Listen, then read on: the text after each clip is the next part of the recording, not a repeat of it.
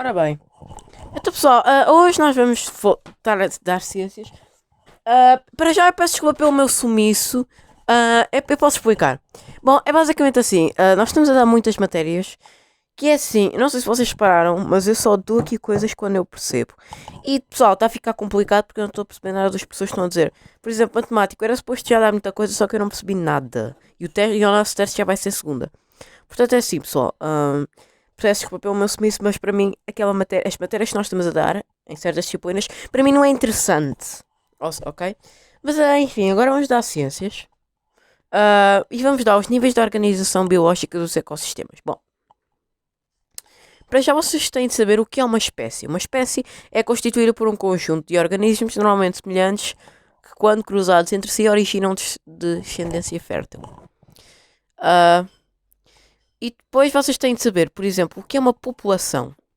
População é um conjunto de indivíduos da mesma espécie que habitam num dado local durante um determinado período de tempo interagindo entre si e com os diferentes fatores do meio. Por sua vez, o conjunto de populações que vive num determinado habitat estabelece regiões que designa-se por comunidade. E o mais importante vocês têm de saber o que é um ecossistema. Um ecossistema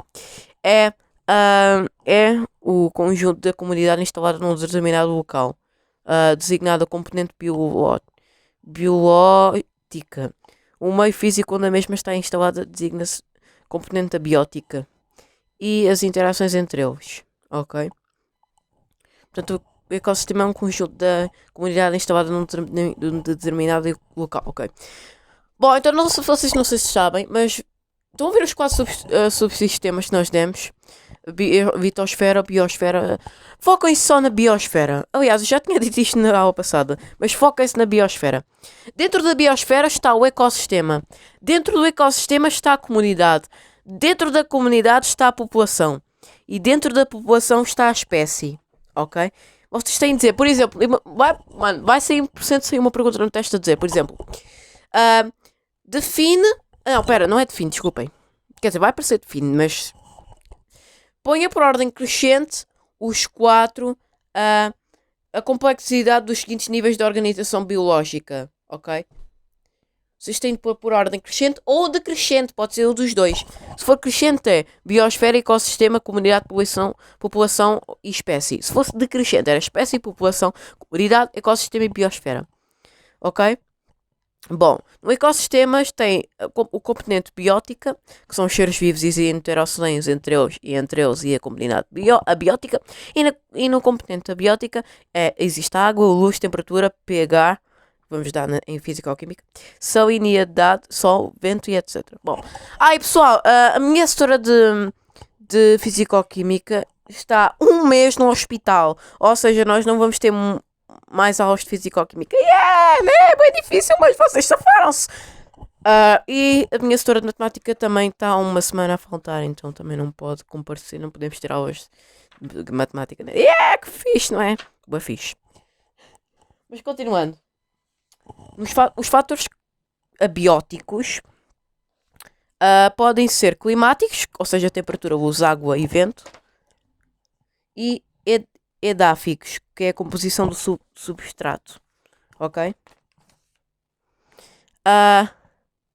Estes fatores são de grande importância para os seres vivos, pois influenciam a distribuição geográfica, as características morfológicas e o comportamento. As plantas podem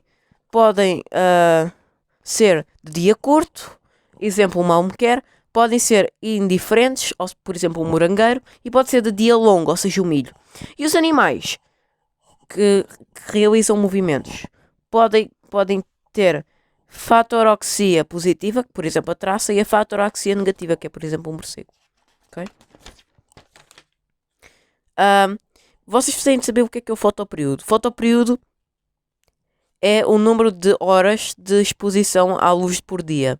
Por exemplo, o fotoperíodo, que é a influência, pode ser três coisas: reprodução, exemplo, trutas, mudança de cor na pelagem e migração, ok? Os animais podem ser diurnos, ou seja, que vivem no dia, por exemplo, o leão, ou noturnos, que vivem na noite, por exemplo, o morcego. Os animais também podem ser lucíferos, que são atraídos pela luz, por exemplo, a traça, e os lucífulos, que não suportam os lúcidos, por exemplo, as minhocas. Nós vamos dar na próxima aula. As minhocas nós vamos dar na próxima aula, ok? Depois as plantas podem ser heliófilas, que precisam da luz, por exemplo, o girassol para crescer, e as ambrófilas, que vivem em locais sombrios, por exemplo, o feto. Ok? E outra coisa. A luz condiciona a atividade e o comportamento. Não, isto é um resumo desta aula. Portanto, a luz condiciona a atividade e comportamento. Na atividade existe o diurno, por exemplo, marmota, e noturno, por exemplo, o morcego. No comportamento existe o lucífugo, por exemplo, minhoca, e o lucífugo, por exemplo, a traça. Portanto, isto é só para vocês saberem a diferença entre diurno e noturno, e lucífugo e lucífugo. Lucífilo e lucífugo. Ok? Portanto, a atividade é diurno noturno e comportamento é lucífugo e lucífugo. Ok? E é isso, pessoal. Esta foi a aula. Eu sei que tipo, as palavras são muito difíceis em ciências, mas tipo, têm de habituar-se, porque em ciências vocês vão dar tipo, palavras difíceis como em física ou química. Portanto, boa sorte, estudem e é isso. Adeus.